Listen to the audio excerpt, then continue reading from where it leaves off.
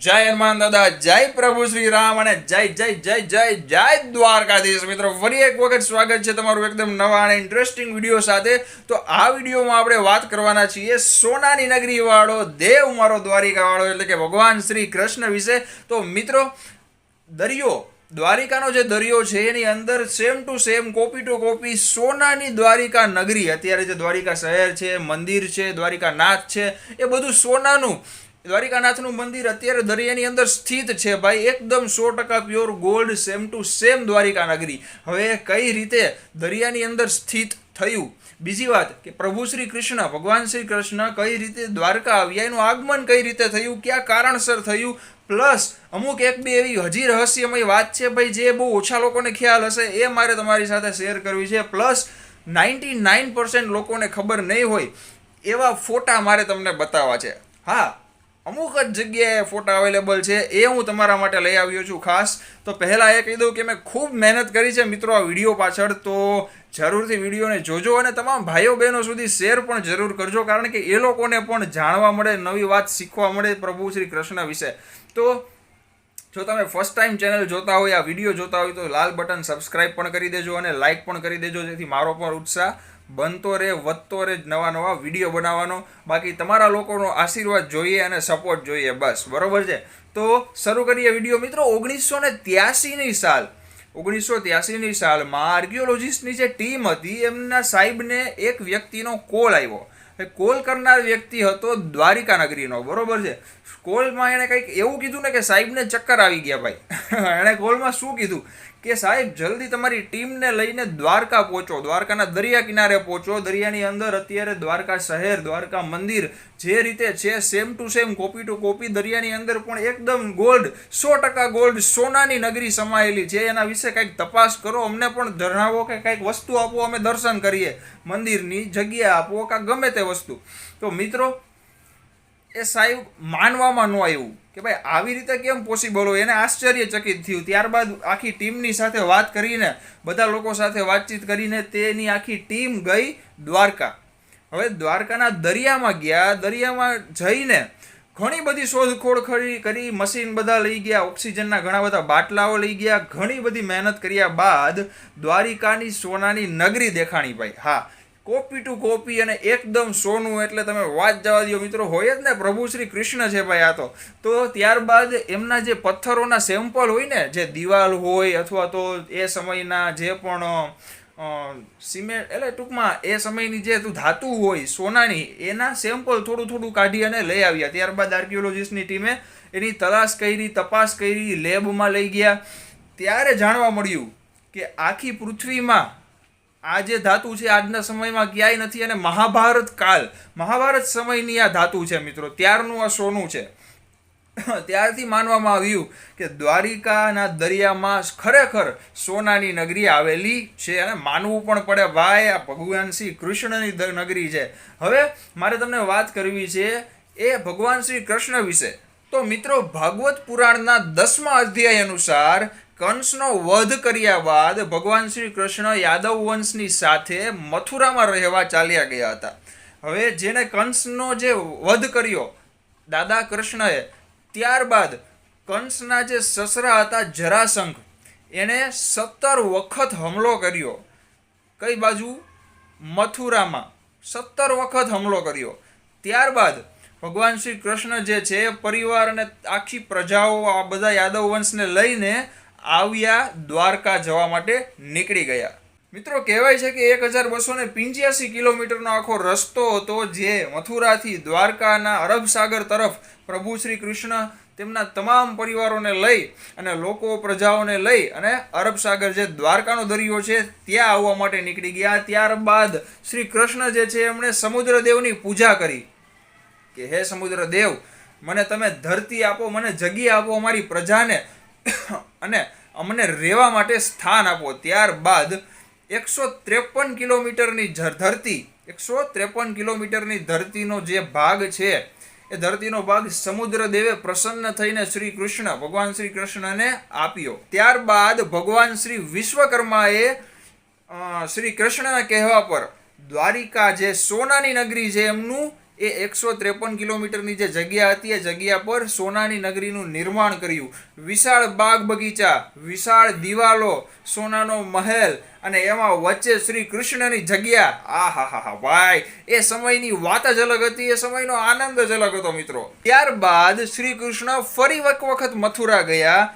જે પેલા જરાસંઘે 17 વખત હુમલો કર્યો હતો મથુરા પર, એમનો વધ કરવા માટે, અને દાદાએ એમનો પણ વધ કરી બતાવ્યો ભાઈ. પણ મિત્રો કહેવાય છે ને કે સુખ અને દુઃખ આ એક જિંદગીનો ભાગ છે જે બધાને સહન કરવું પડે છે. તો પ્રભુ શ્રી કૃષ્ણએ પણ સહન કર્યું હતું.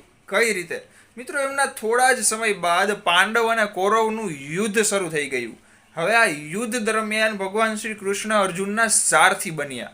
હવે એ 18 દિવસનું જે યુદ્ધ હતું એ 18 દિવસના યુદ્ધ બાદ પાંડવોનો વિજય થઈ ગયો ભાઈ. હા, પાંડવોનો વિજય થઈ ગયો. અહીંથી જ શરૂઆત થાય છે મેઇન વાતની, જે દ્વારિકા નગરી દરિયામાં કઈ રીતે સમાઈ ગઈ એની વાત થાય છે. તો મિત્રો, મહાભારતના સ્ત્રી પર્વ મુજબ માતા કાંધારી જે છે એમના 100 પુત્રોના સૌ એણે જોયા છે. યુદ્ધમાં હતા જે સૌ થઈ ગયા હતા, એ 100 પુત્રોના સૌ માતા કાંધારીએ જોયા. એનાથી દુઃખ સહન જરા પણ ન થયું. અને મિત્રો, ભગવાન શ્રી કૃષ્ણને માતા કાંધારીએ શ્રાપ આપ્યો કે તમે 36 વર્ષ બાદ તમારી નગરીનો પણ આવી જ રીતે વિનાશ થશે. અને મિત્રો, આ વાતની ભગવાન શ્રી કૃષ્ણને પણ ખબર હતી, એટલે એમણે આશીર્વાદ રૂપે માતા કાંધારીનો શ્રાપ હસી ખુશીથી સ્વીકારી લીધો. 36 વર્ષ બાદ અંદરો અંદર બધા લોકો વચ્ચે ઝઘડો થવા લાગ્યો, કલેશ વધવા માંડ્યો. એ બધું જોઈ અને બલરામ દાદા એ ધરતીનો ત્યાગ કરી દીધો. અને આ જોઈને ભગવાન શ્રી કૃષ્ણ જે હતા એ જંગલ તરફ ચાલવા માંડ્યા. અને ચાલતા એક જગ્યાએ થાક ખાવા માટે, આરામ કરવા માટે એક વૃક્ષ પાસે ટેકો દઈને બેઠા હતા. એ જ સમયે જે શિકારી હતો એ શિકારીને એમ કે આ હરણ છે, દાદાનો પગ હતો પણ એને એમ કે આ હરણ છે. તો મિત્રો, એને તીર માર્યું અને ભગવાન શ્રી કૃષ્ણને આ તીર ખરેખર વાગ્યું. ત્યારબાદ મિત્રો, અર્જુનને પણ આ વાતની જાણ કરવામાં આવી કે ભગવાન શ્રી કૃષ્ણ જે છે તે આરામ કરી રહ્યા હતા જંગલમાં વૃક્ષના ટેકે. એ સમયે કોઈ શિકારીએ તીર મારી અને દાદાના પગમાં તીર વાગી ગયું છે. હવે શું થશે? તો મિત્રો, અર્જુન ફટાફટ જેવી ખબર પડી આ વાતની, દ્વારિકા જવા માટે નીકળી ગયો. અને ત્યાં જેવો પહોંચ્યો એ સમયે આખી જે દ્વારિકા નગરી છે એ આગની ચપેટમાં આવી ગઈ હતી. મિત્રો, સોનાની આખી દ્વારિકા નગરી જે છે તેમાં આગ લાગી ગઈ હતી. વિશાળ ભયંકર આગ હતી અને બધા લોકો અફરાતફરીથી ભાગા ત્યાંના જે પણ લોકો વસવાટ કરતા હતા એ બધા.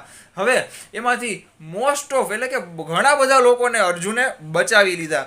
હવે જેવા અર્જુને એ બધા લોકોને બચાવી અને બહાર કાઢ્યા, જેવા બધા લોકો ધીમે ધીમે બહાર જતા રહ્યા, આખી નગરી જોવી ખાલી થઈ ગઈ ભાઈ. એ જ સમયે, એ જ સેકન્ડે, એ જ મિનિટે આખી નગરી ઓટોમેટિક દ્વારિકાના દરિયામાં સમાઈ ગઈ હતી. કારણ કે માં કાંધારીએ શ્રાપ આપેલો હતો વિનાશનો, એટલા માટે. તો મિત્રો, આજે નગરી દ્વારિકાની જે સોનાની નગરી સમુદ્રમાં સમાઈ ગઈ એ બાદ જે આર્કિયોલોજિસ્ટની ટીમને ફોન આવ્યો હતો, એને તપાસ કરી, આજે વાત થઈને એને શું કિલોમીટર કેટલા કાઢ્યા એ મારે તમને કહેવું છે. મિત્રો, એમણે સમુદ્રની અંદર જઈને બધું માપ લીધું ને બધું મેજરમેન્ટ કર્યું, બધું થયું. એમણે કહ્યું કે ભાઈ 153 કિલોમીટરની જગ્યા હતી. આ જે પણ સોનાની નગરીની જે જગ્યા હતી ને, જે સમુદ્ર દેવે પ્રભુ શ્રી કૃષ્ણને આપેલી હતી ભેટમાં પ્રસન્ન થઈને. તો આર્કિયોલોજિસ્ટના લોકોએ અત્યારે કીધું, પણ મિત્રો, ભાગવત પુરાણમાં હજી લખેલું છે કે 153 કિલોમીટરની જગ્યા જે છે એ સમુદ્ર દેવે દાદાને આપેલી હતી. તો મિત્રો વિચારો, આર્કિયોલોજિસ્ટના લોકો પણ વિચારમાં પડી ગયા કે આ બધું આ પુરાણ, ભગવત પુરાણમાં કઈ રીતે આટલું પહેલાં આવી જાય ભાઈ. સોરી. તો મિત્રો, જોવાની વાત એ છે કે ભગવાન શ્રી કૃષ્ણને પણ દુઃખ સહન કરવું પડ્યું હતું. અને આપણે મનુષ્ય એમ કહીએ છીએ કે ભગવાન અમારી વાત સાંભળતા નથી. મિત્રો, ભગવાન જરૂરથી સાંભળે છે, પણ તમારે જે પણ ભોગવવાનું લખ્યું હોય, જે કંઈ કષ્ટ લખ્યા હોય, જે કંઈ દુઃખ લખ્યું હોય એને સુખ પણ લખેલું જ હોય છે ને ભાઈ. તમારી જિંદગીમાં ખરાબ સમય વહી જાય છે, બરોબર, તો સારો સમય જો વહી જતો હોય, માફ કરજો, સારો સમય જો પસાર થઈ જતો હોય તો ખરાબ સમય શું લેવા પસાર ન થાય એ વિચારો મિત્રો, બરોબર.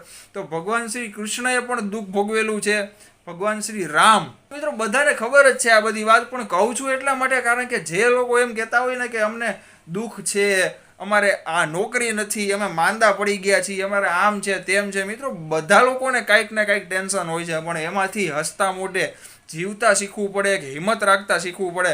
બસ હવે તમારો ઝાઝો સમય નહીં લઉં ભાઈ, આ જ એક વાત મારે તમને આ વિડીયો દ્વારા કહેવી હતી, જે ઈચ્છા હતી મેં પૂરી કરી લીધી મારી ઈચ્છા. મિત્રો તમને વિડીયો કેવો લાગ્યો એ પણ મારે જાણવું છે, તો જરૂરથી કમેન્ટ કરજો ભાઈ. જય દ્વારકાધીશ, જય શ્રી રામ, જય હનુમાન દાદા. તમને મજા આવે તો કમેન્ટમાં લખજો. વિડીયો ગમ્યો હોય તો લાઇક જરૂરથી કરી દેજો. મારું ઇન્સ્ટાગ્રામ અકાઉન્ટ છે કરણ દવે, અથવા તો Karan.Dave_official11 લખશો તો પણ ફર્સ્ટ આઈડી મારું આવી જશે. બ્લેઝરવાળો ફોટો છે, તો જરૂરથી ત્યાં પણ વિઝિટ કરજો મારા અકાઉન્ટ પર, અને ચેનલને સબસ્ક્રાઈબ પણ જરૂરથી કરજો. મિત્રો હું નવા વિડીયોઝ દરરોજ એક બે વિડીયોઝ મૂકતો જ રહીશ, જેથી તમને પણ કંઈક નવું જાણવા મળે અથવા તો શીખવા મળે અને મોજ આવે ભાઈ, બરોબર. આપણે આનંદ કરવાનો છે વાલા. બધાય ખુશ રહેજો, મોજમાં રહેજો. ભગવાન શ્રી દ્વારકાધીશ કૃષ્ણ દાદા બધા લોકોની ઈચ્છા પૂરી કરે, હનુમાન દાદા બધાની ઈચ્છા પૂરી કરે, બસ એવી જ પ્રાર્થના છે. મળીએ બહુ જલ્દી નેક્સ્ટ વિડીયોમાં. જય હનુમાન દાદા, જય શ્રી રામ, અને પ્રેમથી બોલો જય દ્વારકાધીશ.